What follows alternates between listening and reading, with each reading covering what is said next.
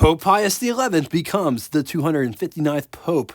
United States President Warren G. Harding is the first president to have radio in the White House, and Egypt gains independence from the UK. The year is 1922, and this car is a car that you probably never heard of, from an automotive manufacturer that bit the dust long ago, Holmes. But before getting into all of it, I'm Jay. Welcome to What It's Like, the automotive channel that dares you to drive something different. We feature cars off the beaten path, talk history, specs, design, but most importantly, we show what these cars are like. If that sounds like a channel that would totally interest you, something that you will totally dig, subscribe and hit the bell icon next to it to never miss a video. I found this 1922 Holmes at Canton Classic Auto Museum, where it's currently on display. You could go and see this car for yourself along with other stellar cars from their collection. For hours of operation, directions to Canton Classic Auto Mall, be sure to click the link below after the show. Holmes was founded in Canton, Ohio in 1918 by Arthur Holmes, who was a Canton native. Arthur Holmes was chief engineer over at H.H. Franklin Automobile Company in Syracuse, New York, where they built America's most popular air-cooled car. It's worth mentioning that Franklin did not build America's only air-cooled car, only the most popular. Holmes would build cars from 1918 through 1924. Some sources say they go as late as 1926, but sources conflict on when they actually stopped producing cars. Priced from $29.50 all the way up to almost $5,000. The goal was to sell 4,000 cars a year, but that never came anywhere near that figure. The highest production year being 1921, with a total output of only 923 cars. Holmes went out of business not only from lack of sales, but the sales they did make, vice president of the company was convicted of embezzling money from the cars that they did sell. There were plans to regroup and bring back the company in one form or another, but those plans never came to fruition. Let's talk specs. Rides a wheelbase of 126 inches. Price, $4,550, which is equivalent to you spending $85,770, 86 cents in the year 2024. Total 1922 Holmes was 617 units. Moving on to engine, only one engine on offer because Arthur Holmes was chief engineer over at H.H. Franklin. They use a Franklin air-cooled engine, 245 cubic inch displacement, inline 6, 4 liters. It's good for 32 horsepower at 1,600 RPM with a bore of 3.5 inches and a stroke of 4.25 inches, 7 main bearings, and it's backed by a 3-speed manual transmission. Let's talk styling. Look at these headlights. Look at that shape. Notice it's not round. It's all cut around it. Also massive. The bumpers are very simplistic, also very slender. Notice how they're mounted. Double elliptical leaf springs in the front.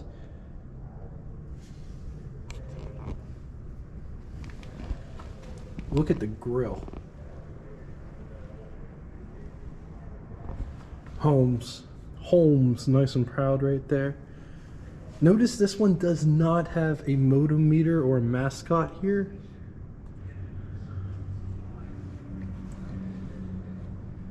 Look at how these fenders are designed. Catwalk region.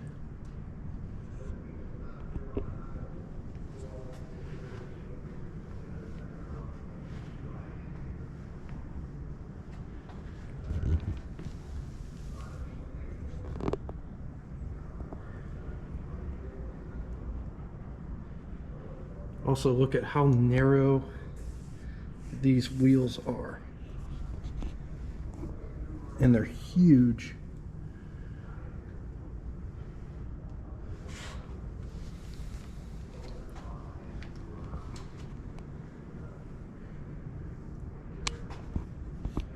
car is very clean. Smooth, I should say. It does have a bead up here with pinstriping, and the bead is very thin here. It doesn't protrude outward so much, but the further you go back, the more it protrudes outward until it goes back in. This car does have a cowl vent. Also, the windshield cranks out at the top. It's a split windshield. Windshield wiper. It's non-power operated. It has a sun visor, external sun visor. Feels like a leather material.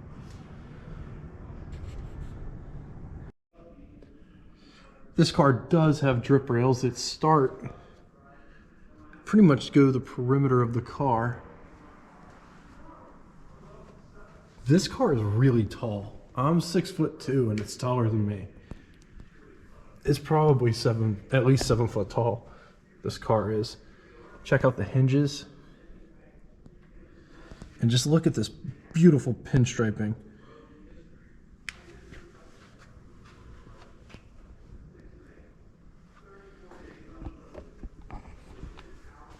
Picnic basket on the running boards. Also, just look at how wide the running board is up here versus back here. Tapers back in. Also, look at the body. It overhangs the chassis a little bit. This is the widest point.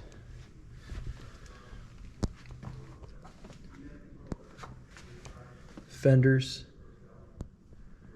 So check out this body line.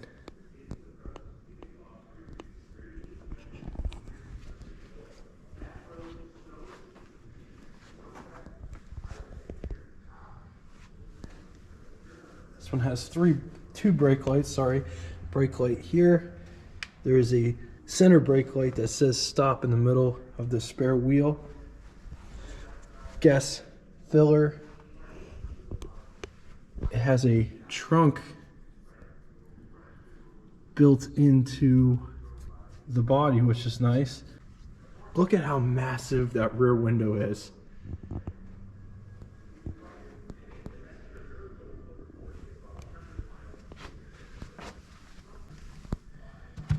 Here's a better look at the running board situation of how massive it is. I wear size 12 shoes and my foot fits on there, plus room to boot. In the back, it is narrower. Almost my whole foot can fit on that running board. Getting inside. Before we do, look at this bead here.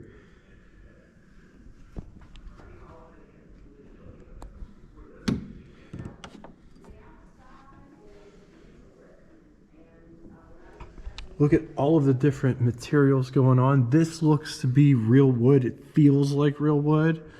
Look at how it's framed out. All of the different materials going on. This feels like a broadcloth. Window crank for the big window. Door handle to pull the door shut. This is the door handle to get out. See it operating the mechanism there. This one has map pockets in the door panel itself. Look at this interior.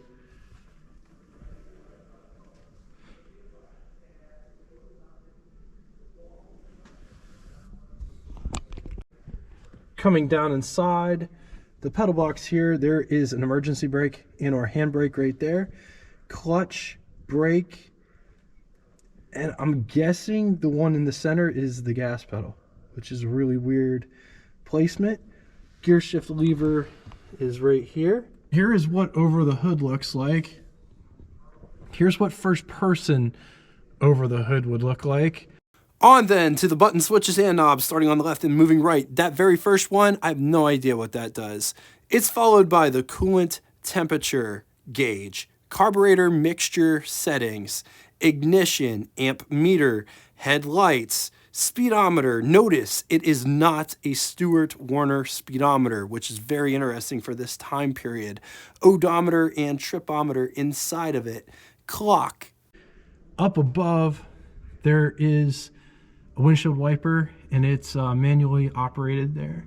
No sun visors. You have an external sun visor, and there's an aftermarket, I'm assuming that's an aftermarket rear view mirror. This one has a jump seat. And that's what it would look like with the jump seat in place. Thought process is it's not possible to get in the back seat with the seat in place, so you just flip it out of the way to get into the rear seat. This is a heater. This one also has a compartment up here, which I'm not entirely sure what that does. I don't know if you can open that to allow more air in. But notice the curtains. You got side curtains there. Privacy shade to shade out the back, as well as one on the side. There is a dome light in the center. Getting under the hood, there are two hood releases. There's one on this side, which is already released, and then there's another one on this side. And this hood operates different than any hood I've ever seen before.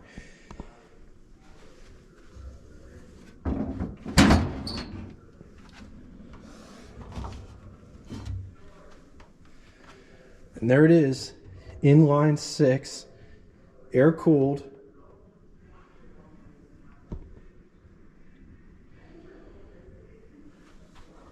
Just check this engine out.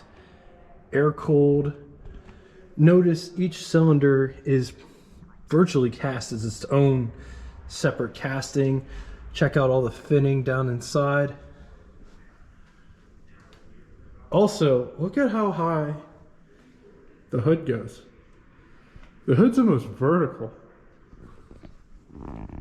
Also notice the horn where it's mounted. It's mounted on where I wouldn't call that the firewall. Back of the hood section, the firewall stays stationary. Super interesting design. And they have never updated the stick. This stick holds it in place. So just check out the intake side. This is a vacuum operated gas pump.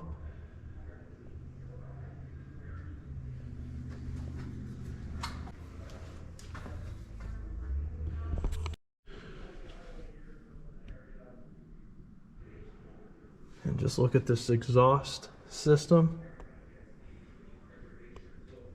It's one of the most bizarre engines ever saw. Just look at this hood. Look at the cross stitching on the grill section. On the positive side, different, lost and forgotten car from a brand that the internet doesn't know. Tall car with lots of features for the time period.